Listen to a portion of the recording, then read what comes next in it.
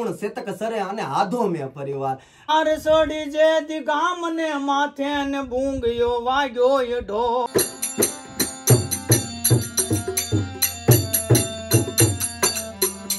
Hello YouTube family, કેમ છો family? મજામાં જશો ફેમિલી? તો welcome to my new blog ને ફરી આપણા નવા બ્લોગમાં તમારું બધાનું હાર્દિક સ્વાગત છે અને ગુડ મોર્નિંગ ભાઈ. તો જો સવારમાં મસ્ત નાહી ધોઈને તૈયાર થઈ ગયા છે અને હાથમાં છે પાણીની બોટલ ભાઈ. અને આપણે જઈએ છીએ અત્યારમાં ચાલીને દુકાને. અને તમને ખબર છે સવારમાં તો હું છે ગાડી લઈને ન જાઉં, કારણ કે બપોરે ગાડી લાવવાની હોય એટલે સવારમાં હાલીને જવાની મજા જ છે. પણ એ બધું તો ઠીક છે, પણ આ તડકો ઉનાળો શરૂ થઈ ગયો ને ત્યાં આંખે નથી ખુલતી, મતલબ કેમેરા સામે નથી જોવાતું એવું છે. કાંઈ વાંધો નહીં ભાઈ, બનાવી રહેજો ફૂલ વ્લોગમાં. અને ખાસ કરીને ચેનલ પર ન હોય તો ચેનલ સબસ્ક્રાઈબ કરતા રહેજો અને બે લાઇકને પ્રેસ કરજો ભાઈ. સવારમાં સાફ સફાઈ કરવી પડે, બધો કચરો બધું કાઢ્યું બહાર રાતે બધું, અને બધી સાફ સફાઈ થોડી ઘણી કરવી પડે. હજી લાડ બધું છે સાફ સફાઈ કરવાનું, તો કરી નાખું. તો ભાઈ અત્યારે હું દુકાને માંડ મસ્ત મજાનો ફ્રેશ થઈને દુકાને કામ કરતો હતો. ત્રિમૂર્તિ આવી મને કિડનેપ કરીને ભાઈ ક્યાંક જાય છે. ખાસ ભાવનગર થી મુલાકાત લેવા આવેલા છે. મારે શું નામ છે ભાઈ? તારું નામ લઈ જાવ. મને તમે બ્લોગ માં જોયો છે, આવું નામ થોડા દેવાના હોય. આ ભાઈ ને તમે ઓળખો છો ઘડી, કેમ કે ખુદ બ્લોગર છે. આ ભાઈ ને તમે પહેલી વાર આવે છે ભાઈ. કોમેડી મેં છે ને, કોમેડી રીલ લઈને વિડીયો આવો મસ્ત જોરદાર આવો, તમને ડિસ્ક્રિપ્શનમાં નાખી દે, તમે જોઈ લેજો અહીંયાથી લિંક. અને કોમેડી બહુ સરસ મજાના બનાવો ને. હા બનાવે ભાઈ. હમણાં ભાઈ અમને ફોન પકડી ગયો છે, હમણાં નેતા જો થોડા ગીતા ફોટો છે ભાઈ. એમાં આઈફોન જોયો છે, આઈફોન 14 પ્લસ પ્રો મેક્સ વગેરે વગેરે. ફોન નથી મારા. તો અત્યારે જો અમે જંગલમાં જઈ છે, તો આપણે લોકો છે એમાં ભાઈ ક્યાંય નથી જતા, મંદિરે દાદા દર્શન કરવા જઈ છે. કન્ટિન્યુ ફૂલોમાં બિના રહે.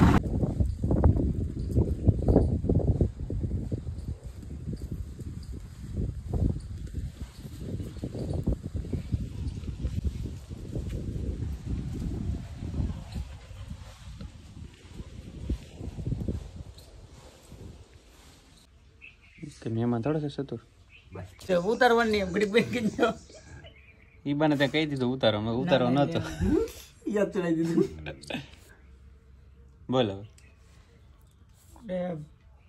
પાળિયાની બાપુ આપણે વાત કરી એટલે કવિ તો પરકાયા ગમે કાયાને બોલાવે, કે પાણો છે તો એને બોલાવે, કોઈક જીવતું માણસ હાલ્યું જતું હોય તો કવિ બોલાવે, કોઈક જનાવર હાલ્યું જતું હોય તો એને બોલાવે.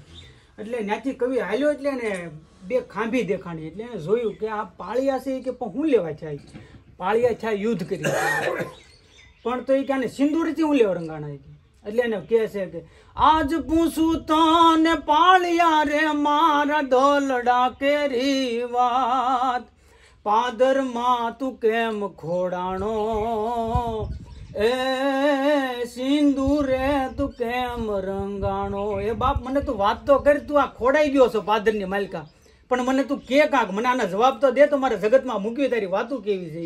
પછી પાળીઓ કહે છે કે હે કવિ બાપ, જયારે એ કે ગામની માલપા જયારે દુશ્મનો ગાયુંના ધણ વાળીને જતો હતો ને, ત્યારે દરબારના આખા ગામમાંથી દરબારનું ખોવડું એક મારું એક હતું. એટલે મને ઉપર બેઠો હતો ત્યાં મને રડીબાંગ ધજાંગ ઢોલ વાગ્યો.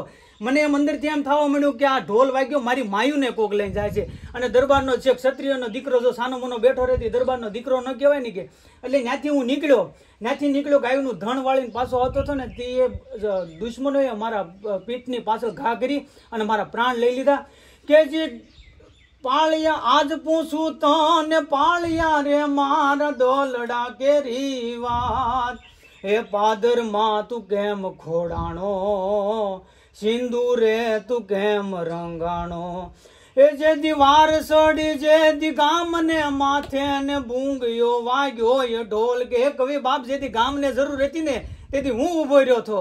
કે જે દીવાર સડી જે દી ગામને માથે ને બૂંગયો વાગ્યો એ ઢોલ, ખાંડા ના ખેલ ખેલાણા એથી અમાય ખોડાણા. એ બાપ તેથી એટલે અમે આયા ખોડાણેલા સેવી. કે તો એ કે તો આ સિંદૂરથી રંગાઈ હું લેવાઈ ગયો. કે હવે જાજુ એ મને પૂછમાં રે કવિ મને કરવા દે વિશ્રામ. બાપ હવે તું મને પૂછમાં જાજુ. એ કે હવે જાજુ મને એ પૂછમાં રે કવિ મને કરવા દે વિશ્રામ, શેથી ના સિંદૂર ભૂષાણા એથી અમ આય રંગાણા કે એના કારણે અમે રંગાની ક્યાંય બેઠા છીએ. એકાદો મને એવું ગતર યાદ અરે અરે ઓલા પણ આપણે અહીંયા ભજન નતા ગયા એમાં ગમે એકાદું કા હા સારું પણ એમ મહારાણા પ્રતાપ એને આપણે હવ કોઈ ઓલું કરવી છીએ બરોબર. એક 5000 વર્ષ પહેલા આપણે અર્જુન અને 500 વર્ષ પહેલા મહારાણા પ્રતાપ આ બે યોદ્ધાને એવા કહેવાય ને કે જે યુદ્ધ કરતા પર મોઢા પર આમ ચિંતાની લકીર ન ખેંચાતી એવા મહારાણા પ્રતાપ આજ સિત્તોડ હાર્યા છે. મહારાણા યુદયસિંહ હારે બરોબર. એટલે એ આરાવલીના પર્વત ઉપર રખડે છે. આરાવલીના પર્વત ઉપર એકવાર સૂતા હતા અને સપનું આવી ગયું. સપનું આવ્યું ને એટલે થોડોક મરમ આવ્યો, મૂછે હાથ ગયો અને તલવારની મૂઠે હાથ ગયો.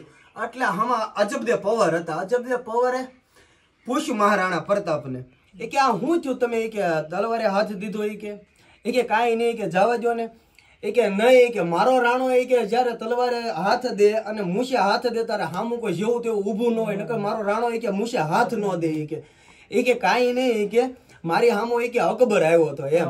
અને એ મારે જાજી આ વાત નથી કરવી પણ મારે વાત કરવી છે બીજી કે મહારાણા પ્રતાપ કેવા હતા એની વિશે દુહા હું લખ્યા કે તારી એક ટેક એક ઈશબીના નિમ્નોના ઓર જીમ્નોના મિસ્ટર જલો યવન ઉખેરોના હોતી મુગલાની ક્ષત્રી પુત્રી કો મિટાવુના તેલો જંગલ में फिरू सिर केश को उतारूना सहो प्रताप तेलो नाम प्रताप है मेरो होव नहीं शांत जल्लो दिल्ली गढ़ जारूना अरे खाई दिन घास तना 1000 दिन भूखे मरे सातकना सरसरी तान को मारतन मुकी पश्चिम को भ्रमना भ्रमित होके हर सोड़े ની हरि ध्यान को ऐसे ही प्रताप राणा तजे नहीं मान को पण आरावलीना पर्वत ઉપર રહેતા ને ખાતા હું કે ખાઈ દિન કુલે આઝાદી સહે અને તને લાખ કરું મન વાર અરે આધો તુણ શેતક સરે અને આધો મે પરિવાર અને અડધું ખડ શેતક ને નાખે ને એની રોટલીયું બીના ભવડીને રોટલીયું કરીને મહારાણા પ્રતાપ ખાતા. એના લીધે આપણો હિન્દુ ધર્મ બચ્યો છે. એવા મહારાણા પ્રતાપ ને ગીગા બાપુ બારોટ આપણે તળાજા પાસે એને લખ્યું છે સપાકરા વિશે શું લખ્યું છે લડ્યા હલ્દી મેદાન માથે યવનોની ફોજ હામે વર વાને હાલ્યા શાહી મુગલોની ફોજ માથે એકલો ત્રાટક્યો રાણો અટક્યો એકતા વિના ટોપુના બંધાણ બાંધ્યા રાજપૂતી ફોજ માથે તોય લડ્યા નરબંકા મહાદેવ નામધારી સંગમાં ઘેરિયા રાણા સંગ તારે ઝાલા રાણા માથે ધરી તાસ તેદી રાખિયા નિશાન રાણા ધરી તલ વાડ મહારાણા વારી કરી માન હામે થયા મુગલોની માથે ઝાલા માર ભેળા લીધા બિલો રાણા હલ્દી સંગ્રામ કાસ કરે વાર સુટા બાણ જાણે મેઘના મંડાણ મસી આજ હાહાકાર હાવ જોની પડી તાર લડવાને લાગ્યા સુરા 22000 લડવાને લાગ્યા સુરા 22000. મહારાણા પ્રતાપ તો ખરા પણ પ્રાણી વિશે ઓછું તમે સાંભળ્યું છે પણ મહારાણા પ્રતાપનો ઘોડો પણ એવો હતો શેતક. શેતકને કવિ બિરદાવે છે કે શું બિરદાવે શેતક ડાબાઈ હાકોડે તાતો કમઠ કણસી જાય અરે આભે માર્ગ અસવો ઓ તો ભાણ ના ભૂલી જાય. યુદ્ધનું મેદાન છે આ બાજુ મહારાણા પ્રતાપ યુદ્ધ કરે છે ને પાછળથી એક સુબાઈએ કીધું કે આતે હુએ કાફિલ હિન્દુ કુત્તે કો કાટ દિયા જાય. અને આ મહારાણા પ્રતાપથી સહન ન થયું કે આ હિન્દુ ધર્મના કે આવું બોલે છે કે અને શેતકને કીધું કે બપ્પા કઈ બોલાવ્યો ઓર બપ્પા એક ही બાર કે શેતક એક મારા બાપ ઉદયસિંહ અને એકલિંગજી મહારાજ સિવાય મેં કોઈને બાપ નથી કીધો. આજ તને બાપ કહું છું કે જો તું હાથીની અંબાડી ઉપર ડાબલા દે તો આ બાદશાહને જો ઊભો ન શીરી નાખું. અને દીધા ડાબલા કે શેતકે કહે છે કે રાણા તારા ઈશારાની જરૂર હતી બાકી શેતક તો ત્યારે જ હોય. અને ત્યારે ડાબલા દીધા અને એને અને ઉપર કઈક લોખંડનું આડું રાખતા એ હોહરો એને શીરી નાખ્યો હતો ભાલો ખૂતાડી દીધો હતો એની છાતીમાં. એટલે કવિ લખે છે કે શેતક ડાબાઈ હાકોડે તાતો કમઠ કણસી જાય અરે આભે માર્ગ અસવો ઓ તો ભાણ ના ભૂલી જાય. પણ એ ડાબા માથે માર્યો પણ એ શેતકને હાથીની સૂંઢમાં તલવાર ફિટ કરેલી હોય એટલે એ તલવારથી એના પાછળના પગનો ડાબો પગ કપાઈ ગયો છે. અને એ જેથી શેતકે રાણાને યુદ્ધની બહાર કાઢ્યો અને કંઈક 22 ફૂટ કે એમ કંઈક કે છે નાળું એ નાળું ઠેકી ગયો તો આ શેતક મહારાણા પ્રતાપનો છેલ્લે સુધી સાથ દીધો છે. એટલે એની હજી હાલમાં સમાધિ છે અને હજી રાજપૂતના દીકરા હોય ને તો એને માથું નમાવે છે શેતકને.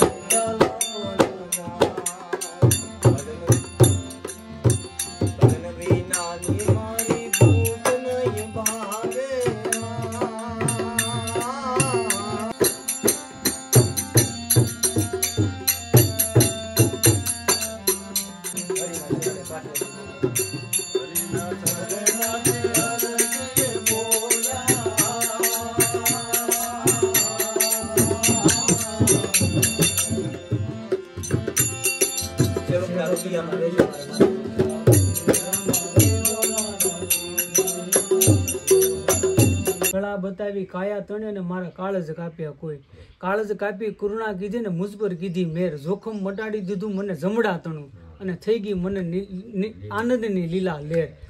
મુરદાસ બાપુ ત્યાંથી વેલડું લઈને નીકળે છે.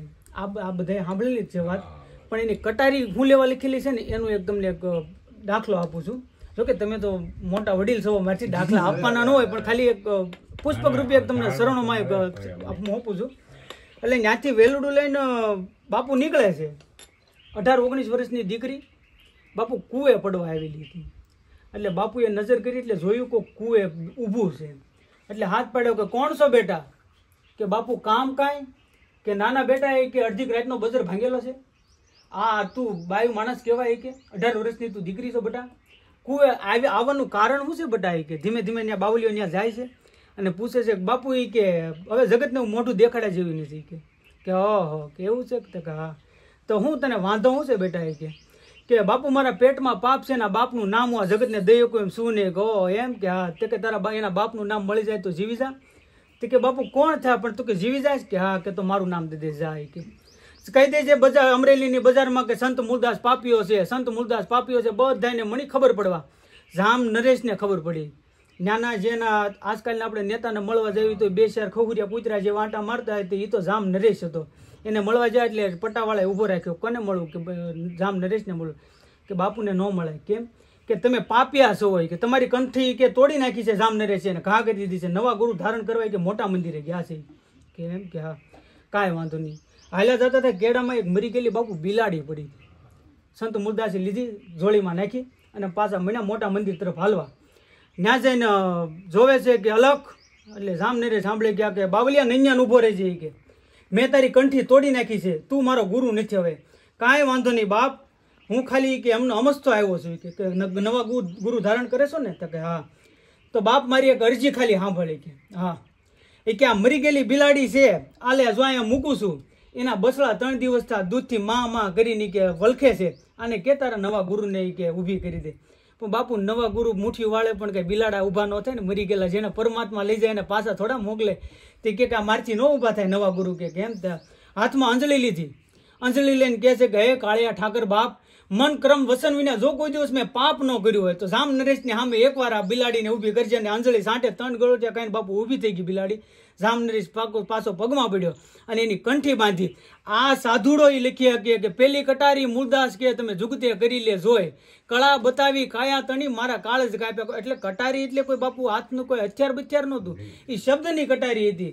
આ શબ્દની કટારી આપણે મહાભારતમાં કૃષ્ણ ભગવાને જ્યારે ધૃતરાષ્ટ્રને સામે પોતે અંધ હતા, ધૃતરાષ્ટ્રની સામે એક સુવર્ણના થાળમાં એક લાલ કપડાની માલપા એક ફળ લાવીને સંજય આપે છે. એને સંજય આપીને કહે છે કે બાપુ કે હા, કે તમે તો કોઈ પણ વૃક્ષના ફળને તમે આંખે અંધ છો હોય, કે પણ કોઈ પણ વૃક્ષના ફળને તમે હાથ અડાડો એટલે તમે કહી શકો છો કે આ કયા વૃક્ષનું ફળ છે.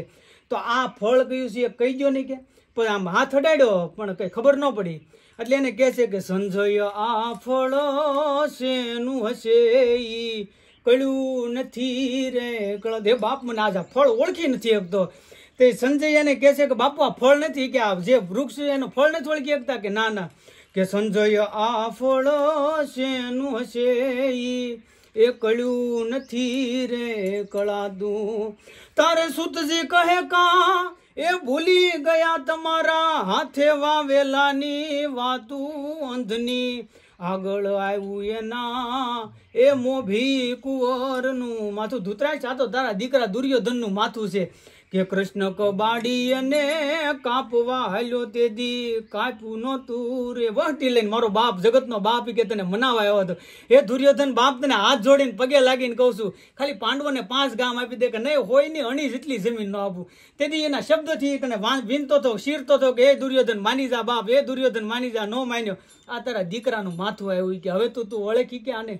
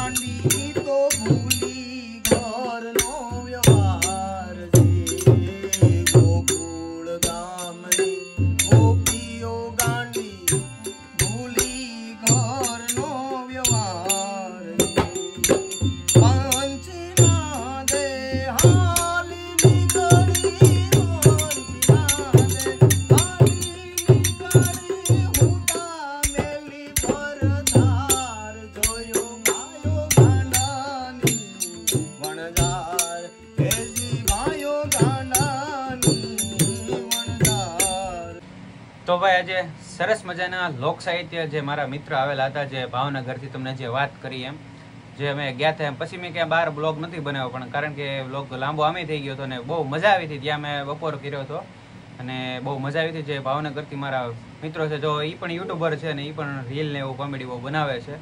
તો અમે ગયા હતા મંદિરે, હનુમાન દાદાના મંદિરે દર્શન કરવા માટે, જ્યાં મારા પપ્પા જ્યાં પૂજા કરે છે મંદિરે, ત્યાં ગયા હતા. અને તમે જોયા હતા મારા પપ્પા જે પહેલી વાર મેં વિડીયોમાં બતાવ્યા, બરોબર.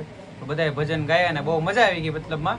તો ભાઈ બ્લોગનો એન્ડિંગ પૂરો કરતા, તો ખાસ કરીને આવા સાહિત્યમાં તમને રસ બસ હોય અને આપણા બ્લોગમાં રસ હોય તો ખાસ કરીને ચેનલ પર ન હોય તો ચેનલને સબસ્ક્રાઈબ કરતા રહેજો, બેલ આઇકનને પ્રેસ કરજો. તો બધાને જય શ્રી રામ, જય માતાજી. મળશું ફરી એક નવા બ્લોગ સાથે. તો અત્યારે એટલું. તો બસ આવો જ ડાયરો લોક સાહિત્ય હતો, જે બહુ મજા આવ્યો હતો ને બહુ આનંદથી બહુ ડાયરામાં બહુ મજા આવી હતી ને બહુ મિત્રો હતા જે બહુ ખૂબ સરસ મજાનું સાહિત્ય બોલ્યા હતા ભાઈ. અને જો એમાં કાંઈ ભૂલચૂક થયો હોય તો માફ. તો બધાને જય શ્રી રામ.